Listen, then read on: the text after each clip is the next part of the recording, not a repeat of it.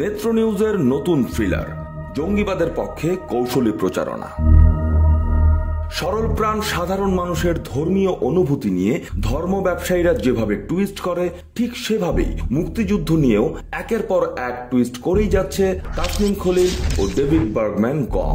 মানবাধিকারের ছদ্মবেশে এখন জঙ্গিবাদীদের উস্কে দেওয়ার মাস্টার প্ল্যান নিয়ে মাঠে নেমেছে বিএনপি জামায়াতের এই পেইড এজেন্টরা।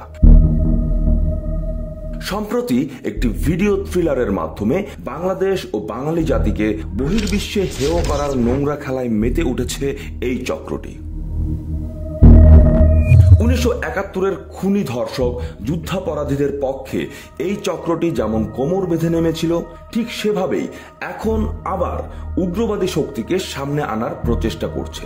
এজন্য তাদের সর্বশেষ ভিডিও থ্রিলারেও আমাদের পবিত্র ধর্মকে ঢাল হিসেবে ব্যবহার করে সাধারণ মানুষের মনকে প্রভাবিত করার চেষ্টা করা হয়েছে। সংখ্যাগরিষ্ঠ মুসলিম ভিউয়ারদের মনকে প্রভাবিত করার জন্য থ্রিলারের শেষাংশে প্রবাসী সেলিমের কথা শোনানোর মধ্যে চালিয়ে দেওয়া হয় আজানের একটি অংশ। অথচ কথা বলার সময় আশেপাশে কোথাও আজান হলে সেই আজানের শব্দ বক্তব্যের পুরো সময় ধরেই থাকার কথা। ভিডিওটি দেখার পর নিশ্চয়ই বুঝতে পারছেন, উদ্দেশ্যমূলকভাবে আজানের কয়েক সেকেন্ড চালিয়ে ধর্মীয় ভাবাবেগের ছদ্মবেশে কৌশলে জঙ্গিদের প্রতি সহানুভূতি সৃষ্টির চেষ্টা করেছে দেশদ্রোহী তাসনিম খলিল। আর ভবিষ্যতে যেন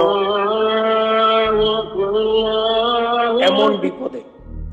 শুধু তাই নয়, কিভাবে একটি গোষ্ঠীর ব্রেন ওয়াশের টার্গেট নিয়ে এই ভিডিও বানানো হয়েছে তার প্রমাণ আরো স্পষ্ট হয় পরবর্তী আরেকটি দৃশ্যে। ভিডিওর শুরুর দিকে হিন্দি ভাষার প্রসঙ্গ তুলে আবার সুকৌশলে দ্রুত অন্য বর্ণনায় চলে যায় এই নাটকের অন্যতম চরিত্র সেলিম। যখন গাড়িটা রানি চলতেছিল আমাকে বলে, আপকো হিন্দি আতা হ্যায়, হিন্দি মে বাত করো। বিএনপি জামায়াতের পুরনো কৌশল এটা, মানুষের মনে ভারত বিদ্বেষ ছড়িয়ে দিয়ে হুট করেই একটা অঘটন ঘটানো। ঠিক সেই কাজটি করা হয়েছে এখানে। এর পরও কি কারো বুঝতে বাকি থাকে এই থ্রিলারের চিত্রনাট্য কাদের ডিমান্ড অনুসারে সাজানো হয়েছে? আপনি যদি একটু সচেতন হন তাহলে আপনিও সহজেই বুঝবেন। এমনকি পুরো থ্রিলার জুড়ে জঙ্গিদের খুনোখুনি ও রক্তপাতের ইতিহাস চেপে গিয়ে উল্টো তাদের আন্তর্জাতিক মানের স্পোর্টসম্যান হিসেবে তুলে ধরার অপচেষ্টাও করা হয়েছে।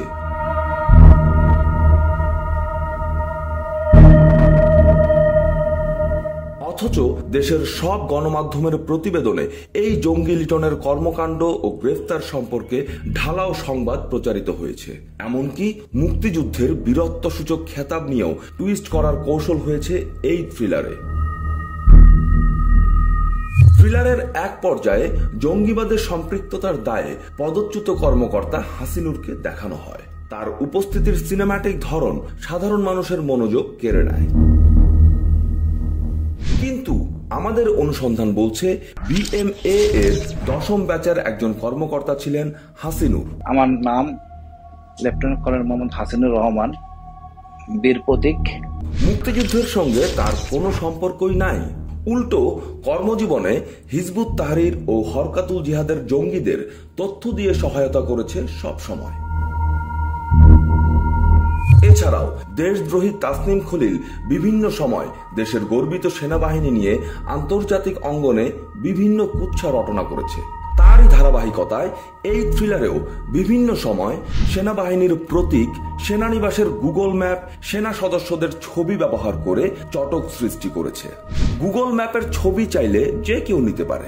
আপনি আমিও ইন্টারনেটে ঢুকেই যে কোনো স্থানের গুগল ফটো সংগ্রহ করতে পারি। এটাকে কি সাংবাদিকতা বলে?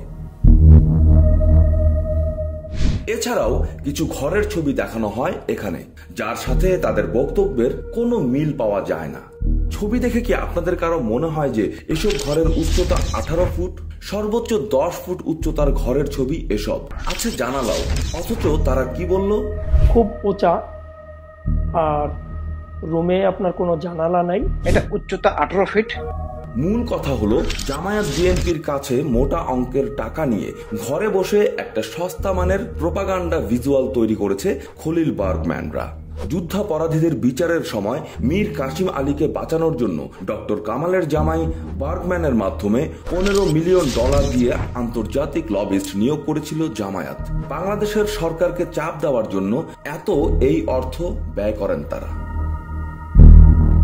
তবে তখন ব্যর্থ হলেও এখন এই খুনি ধর্ষক রাজাকার পরিবারের এজেন্ডা বাস্তবায়নেই আবারও মাঠে নেমেছে চক্রটি। সেই বার্গম্যানের সাথে হাত মিলিয়ে দেশদ্রোহী তাসনিম খলিলরা এখন সাংবাদিকতার ছদ্মবেশে জঙ্গিবাদ উস্কে দিয়ে দেশের সাধারণ মানুষের সাথে ভেলকিবাজির খেলায় মেতে উঠেছে। এদের দেশবিরোধী ষড়যন্ত্র থেকে সতর্ক থাকুন। ভবিষ্যৎ প্রজন্মের জন্য জঙ্গিবাদ উগ্রবাদ মুক্ত দেশ গড়তে ভূমিকা রাখুন।